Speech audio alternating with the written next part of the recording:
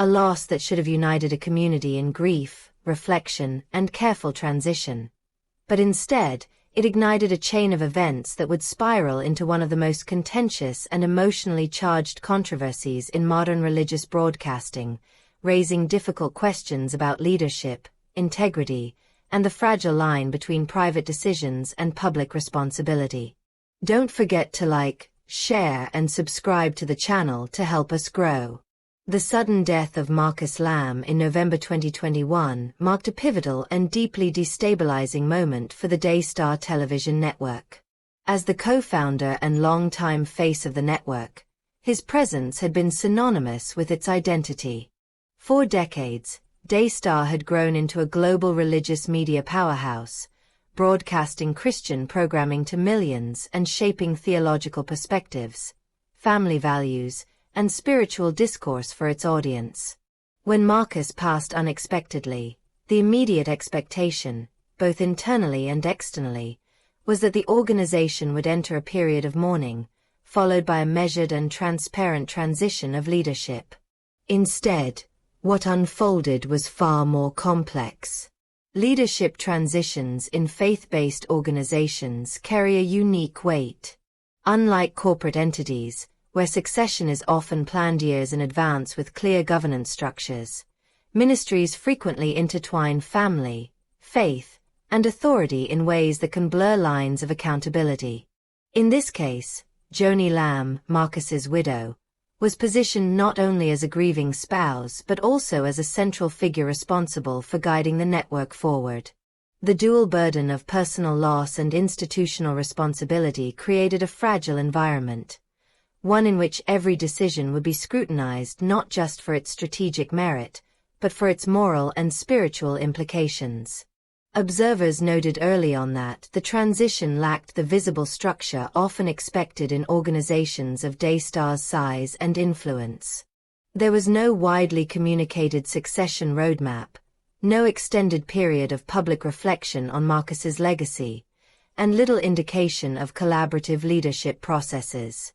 Instead, the network appeared to continue operating with outward stability, even as internal dynamics shifted beneath the surface.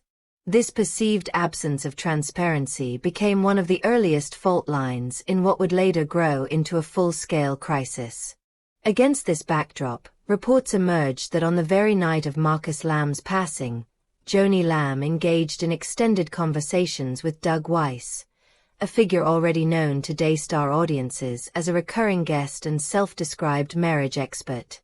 While on the surface, such communication could be interpreted as a moment of emotional support during grief, the timing and duration of these conversations would later become a focal point of public scrutiny. The significance of that initial contact cannot be understood in isolation.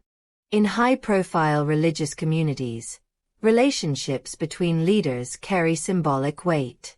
When those relationships appear to evolve rapidly, particularly in the immediate aftermath of loss, they invite questions about boundaries, intent, and propriety. Critics would later point to this moment as the beginning of a timeline that, in their view, unfolded with unusual speed and insufficient transparency. Just 2 months after Marcus's death, in February 2022, Doug Weiss filed for divorce from his wife of over 3 decades. The development was striking not only because of its proximity to Marcus's passing, but also because of Weiss's public persona. For years, he had built a reputation as a counselor dedicated to preserving marriages, frequently emphasizing commitment, reconciliation, and the endurance of long-term relationships. His teachings, delivered through books, speaking engagements, and television appearances, positioned him as an authority on marital stability. The decision to end his own 36-year marriage therefore resonated far beyond his personal life. It introduced a perceived contradiction between his professional messaging and his personal actions, a contradiction that would become central to the broader controversy. In public life, consistency is often equated with credibility. When a figure who advocates for a particular set of values appears to depart from them in a dramatic and unexplained way, audiences naturally begin to question not just the individual decision, but the authenticity of the message itself. By May 2022, the divorce was finalized. The speed of the proceedings added another layer of complexity. While every legal case is unique, and expedited divorces are not unheard of, the compressed timeline contributed to a growing perception that events were unfolding at a pace that left little room for reflection, reconciliation, or transparency. For many observers, the issue was not simply the divorce itself, but the broader context in which it occurred, a context that included recent bereavement, evolving relationships, and a lack of clear public communication. In the months that followed, reports indicated increasing closeness between Joni Lamb and Doug Weiss. By mid-2022, their interactions were no longer confined to professional or casual communication. Travel together, shared appearances, and ongoing contact suggested a relationship that was deepening in ways that could not easily be dismissed as incidental. For supporters, this may have represented two individuals finding companionship in the aftermath of loss and change. For critics, however, it reinforced concerns about the timeline and the perceived overlap between personal transitions. By June 2023, less than 2 years after Marcus Lamb's death, Joni Lamb and Doug Weiss were married. The union, while legally and personally valid, became the focal point of intense debate. The question was not merely whether the relationship was appropriate, but whether it had been handled in a manner consistent with the values that Daystar had long promoted. In communities where leadership is expected to model moral clarity, the appearance of ambiguity can be as impactful as any confirmed wrongdoing.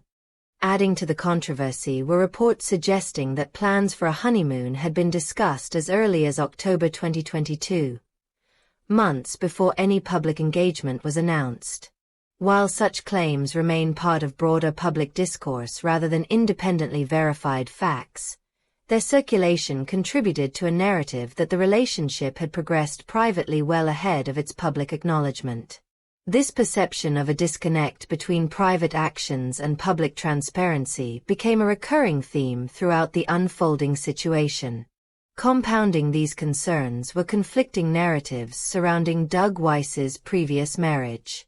Earlier public statements in which he spoke positively about his wife contrasted sharply with later claims describing long-term difficulties, including allegations of neglect or emotional strain. Such discrepancies do not, in themselves, invalidate personal experiences. Relationships are complex, and perspectives can evolve over time. However, when those shifts occur in a public context without clear explanation, they can create confusion and erode trust. For audiences who had followed Weiss's teachings for years, the contrast was particularly jarring. It raised questions about whether earlier portrayals had been incomplete, whether later accounts were influenced by changing circumstances, or whether the truth lay somewhere in between. In the absence of a consistent narrative, speculation often fills the void, and speculation, once widespread, is difficult to contain. The internal response within the Lamb family further intensified the situation. Jonathan Lamb, along with his wife Susie Lamb, reportedly opposed the relationship on theological grounds. Their objections were framed not as personal grievances, but as matters of biblical interpretation and moral conviction. In faith-based organizations, such framing elevates disagreements beyond personal preference, placing them within the realm of doctrinal debate. Reports that this dissent led to their removal from roles within the organization, and broader allegations of spiritual pressure or coercion, added a new dimension to the controversy. Leadership is often tested not by the absence of disagreement, but by how disagreement is handled. When dissenting voices are perceived to be silenced or marginalized, it can signal deeper issues related to governance, accountability, and organizational culture. The external impact was swift and significant. Several ministries and programming partners reportedly distanced themselves from Daystar, citing concerns about ethical alignment. In an ecosystem where collaboration and shared credibility are essential, such withdrawals carry both symbolic and practical consequences. They signal not only disagreement with specific actions, but also a broader loss of confidence in leadership. For viewers, the effect was equally profound. Trust, once established, is built on the assumption that public teachings reflect private realities. When that assumption is challenged, the resulting disillusionment can extend beyond any single individual or decision. It can prompt broader questions about the nature of authority, the reliability of spiritual guidance, and the expectations placed on those who lead. At its core, the Daystar controversy illustrates the complex intersection of personal choice and public responsibility. Leaders in faith-based organizations occupy a unique space, where their actions are interpreted not only through legal or social lenses, but through moral and spiritual ones as well. This dual accountability can amplify the impact of decisions, transforming private developments into public debates. The lessons emerging from this situation are both immediate and enduring. Transparency during periods of transition is not merely a procedural necessity, it is a foundational element of trust.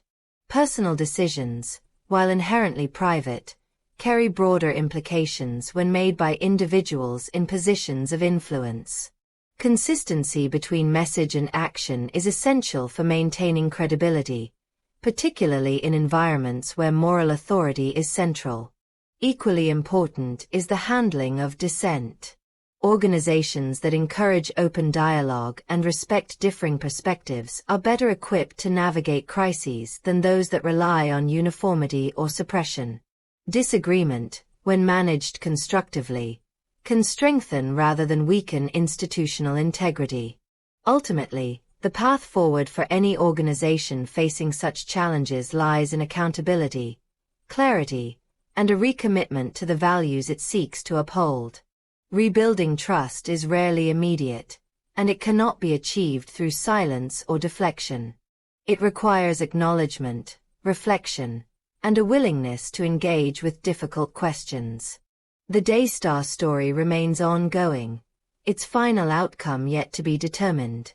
What is already clear, however, is that it has reshaped perceptions, sparked widespread discussion, and highlighted the delicate balance between leadership, personal conduct, and public trust. For observers, it serves as a reminder that influence carries responsibility, and that the integrity of an institution is ultimately measured not by its success, but by its consistency in moments of challenge. If you want more deep dive analyses like this, consider subscribing.